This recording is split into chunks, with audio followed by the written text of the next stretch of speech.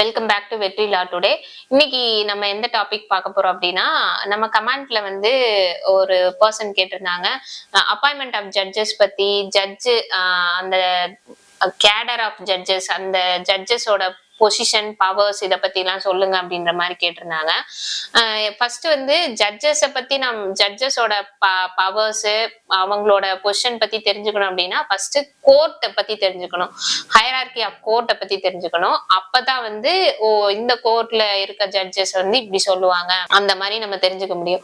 அப்ப ஃபர்ஸ்ட் வந்து hierarchy of court, அதாவது நம்ம எல்லாருக்குமே தெரியும் இந்த கான்செப்ட், ஜஸ்ட் ரெஃப்ரெஷிங் மாதிரி நம்ம பார்க்கலாம் ஒரு இதுல.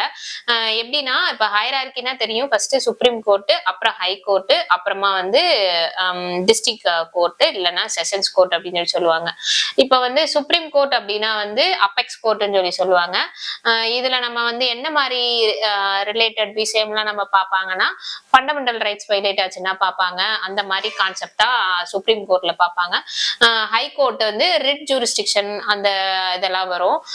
செஷன்ஸ் கோர்ட், டிஸ்ட்ரிக்ட் கோர்ட் இதுல வந்து சிவில் அண்ட் கிரிமினல் மேட்டர்ஸ் எல்லாம் பார்ப்பாங்க அப்படின்னு சொல்லுவாங்க. சிவில் அண்ட் கிரிமினல் மேட்டர்ஸ் வந்து சுப்ரீம் கோர்ட் பார்க்க மாட்டாங்களா அப்படின்னா அங்கேயும் பார்ப்பாங்க. அது எந்த மாதிரி டைம்ல பார்ப்பாங்கன்றத நம்ம அடுத்து பார்ப்போம். அடுத்து வந்து பெஞ்சஸ், அதாவது பெஞ்சஸ் ஆஃப் எத்தனை பெஞ்ச் இருப்பாங்க, பெஞ்ச்னா எத்தனை ஜட்ஜஸ் இருப்பாங்க. ஒரு கோர்ட்ல ஹியரிங் நடக்குது அப்படின்னா 2 பெஞ்ச் இருப்பாங்களா, 5 பெஞ்ச் ஜட்ஜஸ் இருப்பாங்களா, 7 பெஞ்ச் ஜட்ஜஸ் இருப்பாங்களா, 3 பெஞ்ச் ஜட்ஜஸ் இருப்பாங்க. அதாவது 3 பெஞ்ச் இருக்கு. ஃபர்ஸ்ட் வந்து டிவிஷன் பெஞ்ச்னா 2 ஜட்ஜஸ் இருப்பாங்க. அடுத்து வந்து ஃபுல் பெஞ்ச்னு சொல்லி சொல்றாங்க. ஃபுல் பெஞ்ச் ஜட்ஜ் அப்படின்னா என்னன்னா 3 to 5 ஜட்ஜஸ் இருப்பாங்க அந்த ஜட்ஜ்மெண்ட் அந்த ப்ரொசீடிங்ஸ் அப்போ இருப்பாங்கன்றாங்க. அடுத்து வந்து கான்ஸ்டிடியூஷனல் பெஞ்ச் அப்படின்னு சொல்லி சொல்றாங்க. கான்ஸ்டிடியூஷனல் பெஞ்ச் அப்படின்னா 7 or more ஜட்ஜஸ் இருப்பாங்க அப்படின்றதா இருப்பாங்க. அந்த கான்ஸ்டிடியூஷன் ரிலேட்டட் மேட்டர்ஸ் அந்த மாதிரி விஷயம்லாம் டீல் பண்ணுவாங்க அப்படின்னு சொல்றாங்க. அதிகமான பெஞ்ச் ஆஃப் ஜட்ஜஸ் ஒரு கேஸ்ல ஆர்கியூ பண்ணிருப்பாங்க, ஒரு கேஸ்ல பிரசன்ட் ஆயிருப்பாங்க.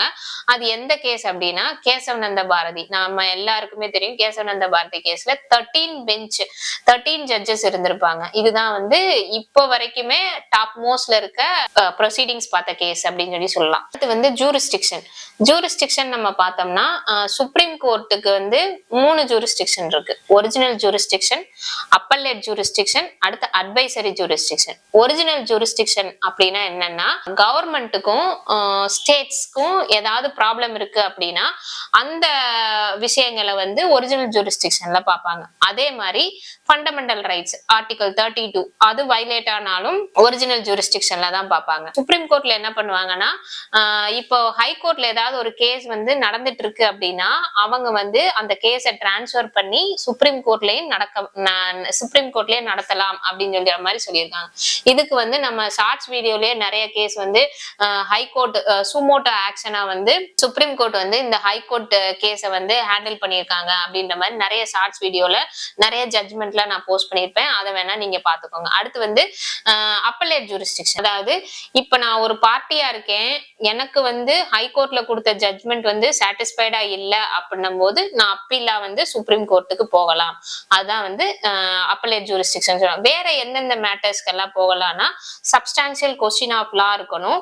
அந்த கொஸ்டின் ஆஃப் லா வந்து ஜெனரல் இம்பார்ட்டன்ஸோட இருக்கு அப்படின்னும் போது அவங்களும் அப்ரோச் பண்ணலாம் சுப்ரீம் கோர்ட் அப்படின்னு சொல்றாங்க. அடுத்து வந்து இப்ப வந்து ஹை கோர்ட்டே திங்க் பண்ணுவாங்க, இந்த மேட்டர்ஸை வந்து நம்ம டீல் பண்ணக்கூடாது, சுப்ரீம் கோர்ட் தான் டீல் பண்ணணும் அப்படின்ற மாதிரி இருக்க மேட்டர்ஸை டைரக்டா வந்து ஹை கோர்ட் வந்து அப்பலேட் கோர்ட்டுக்கு வந்து டிரான்ஸ்பர் பண்ணுவாங்க அப்படின்ற மாதிரி சொல்றாங்க. இதுதான் வந்து அப்பலேட் ஜூரிஸ்டிக்ஷனை பொறுத்து. அடுத்து அட்வைசரி ஜூரிஸ்டிக்ஷன் என்னன்னா, ஆர்டிகல் 143 ஆஃப் இந்தியன் கான்ஸ்டிடியூஷன் படி பிரசிடென்ட் வந்து அதாவது சுப்ரீம் கோர்ட்டோட அட்வைஸோட சில கொஸ்டின் ஆஃப் சில மேட்டர்ஸ், அத என்னென்ன மேட்டர்ஸ்னா அதாவது கொஸ்டின் ஆஃப் லாவா இருக்கலாம், அப்படி இல்லைன்னா ஏதாவது ஒரு ஃபேக்ட், இப்போ ஏதாவது ஒரு ப்ராப்ளம்ல இருக்கு அப்படின்னும் போது பிரசிடென்ட் வந்து என்ன பண்ணலாம்னா சுப்ரீம் கோர்ட்டோட அட்வைஸை வந்து கேட்டு அதன்படி நடக்கலாம் அப்படின்றதா வந்து அட்வைசரி ஜூரிஸ்டிக்ஷன்ல வந்து சொல்றாங்க. ஆர்டிகல் 143ல இந்த கான்செப்ட் தான் சொல்றாங்க. அடுத்து வந்து ஹை கோர்ட்ல என்னென்ன எத்தனை ஜூரிஸ்டிக்ஷன் இருக்குன்னு பார்ப்போம். அதுல வந்து என்னென்ன இருக்குன்னா ஒரிஜினல் ஜூரிஸ்டிக்ஷன் இருக்கு, அடுத்து வந்து அப்பலேட் ஜூரிஸ்டிக்ஷன் இருக்கு. ஒரிஜினல் ஜூரிஸ்டிக்ஷன்ல என்னென்ன பார்ப்பாங்க அப்படின்னா ரிட் அந்த மாதிரி ப்ராப்ளம் எல்லாம் ரிட் ஜூரிஸ்டிக்ஷன் சொல்லுவாங்க. நம்ம படிச்சிருப்போம் habeas corpus, quo warranto, quo warranto, mandamus, இந்த மாதிரி ரிட் எல்லாம் நம்ம பார்த்திருக்கோம். அது இன்னும் 2-3 ரிட் இருக்கு. அதுக்கப்புறமா வந்து அடுத்து எலெக்ஷன் பெட்டிஷன்ஸ், இது ரிலேட்டடான கேசஸும் ஹை கோர்ட் தான் டீல் பண்ணுவாங்க அப்படின்னு சொல்லி சொல்றாங்க. இதுதான் வந்து ஒரிஜினல் ஜூரிஸ்டிக்ஷன். அப்பலேட் ஜூரிஸ்டிக்ஷன்னா என்னன்னா இப்ப வந்து அதாவது டிஸ்ட்ரிக்ட் கோர்ட்ல கொடுத்த ஜட்மெண்ட் வந்து சாட்டிஸ்ஃபைடா இல்ல அப்படின்னும் போது நம்ம ஹைகோர்ட்டை அப்பீலா அப்பலேட் ஜூரிஸ்டிக்ஷனுக்கு நம்ம அப்ரோச் பண்ணலாம் அப்படின்ற மாதிரி சொல்றாங்க. என்ன சொல்றாங்கன்னா the power, அதாவது சப்பார்டினேட் கோர்ட்ல கொடுத்த ஜட்மெண்ட்டை ரிவ்யூ பண்றதுக்கு வந்து ஹைகோர்ட்டுக்கு பவர் இருக்கு அப்படின்ற மாதிரி சொல்றாங்க. சில சமயத்துல கொஸ்டின் ஆஃப் லா இருக்கு அப்படின்னும் போது அந்த கொஸ்டின் ஆஃப் லா இருக்கு அப்படின்னும் போது அந்த மேட்டர்ஸை வந்து ஹைகோர்ட் டீல் பண்ணலாம் அப்படின்ற மாதிரியும் சொல்றாங்க. இதான் வந்து ஹைகோர்ட்டோட ஜூரிஸ்டிக்ஷன். அடுத்து வந்து டிஸ்ட்ரிக்ட் கோர்ட் இல்லைன்னா அதை செஷன்ஸ் கோர்ட் அப்படின்னு சொல்லி சொல்லுவாங்க. செஷன்ஸ் கோர்ட்டை பொறுத்த வரைக்கும் என்ன சொல்றாங்க அப்படின்னா சிவில் அண்ட் கிரிமினல் கேசஸ் வந்து பார்ப்பாங்க அப்படின்ற மாதிரி சொல்றாங்க.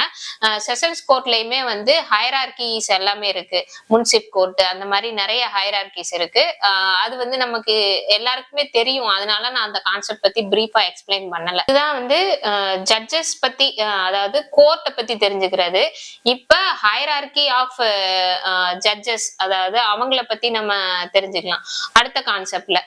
இப்ப வந்து ஹைரார்கி ஆஃப் ஜட்ஜஸ் அப்படின்னும் போது ஃபர்ஸ்ட் வந்து சீஃப் ஜஸ்டிஸ் ஆஃப் இந்தியா யாரு, டிவி சந்திரசூட். அவர் தான் சீஃப் ஜஸ்டிஸ் ஆஃப் இந்தியாவா இப்போ கரண்ட்ல இருக்காரு. அவர் தான் வந்து டாப் லெவல்ல இருப்பாங்க. அவர் வந்து எங்கன்னா சுப்ரீம் கோர்ட்ல இருப்பாரு அப்படின்ற மாதிரி சொல்றாங்க. அடுத்த லெவல்ல யார் வருவாங்கன்னா அது வந்து கிரிமினல் கோர்ட்ஸ் பொறுத்த வரைக்கும் 2 லெவல் இருக்கு. ஃபர்ஸ்ட் என்னன்னா சீஃப் ஜுடிஷியல் மேஜிஸ்ட்ரேட் இருப்பாரு, இல்லைன்னா மெட்ரோபாலிட்டன் மேஜிஸ்ட்ரேட் அப்படின்னு சொல்லி சொல்லுவாங்க. அது வந்து ஜுடிஷியல் மேஜிஸ்ட்ரேட் செகண்ட் கிளாஸ் இருப்பாங்க, இல்லைன்னா மெட்ரோபாலிட்டன் மேஜிஸ்ட்ரேட் செகண்ட் இருப்பாங்க அப்படின்ற மாதிரி சொல்றாங்க. இதுதான் வந்து டிஸ்ட்ரிக்ட் ஆர் செஷன்ஸ் கோர்ட்ல சிவிலுக்கும் கிரிமினலுக்கும் இருக்க ஜட்ஜஸோட இது வந்து இதுதான் பேசிக் கான்செப்ட். இது மாதிரி law related videos, current affairs, recent judgments பத்தி தெரிஞ்சுக்கணும் அப்படின்னா மறக்காம எங்க சேனல் சப்ஸ்கிரைப் பண்ணி வச்சுக்கோங்க. எங்களோட சேனல்ஸ் வந்து லா ஸ்டூடெண்ட்ஸ்க்கு வந்து பயங்கர யூஸ்ஃபுல்லா இருக்கும்.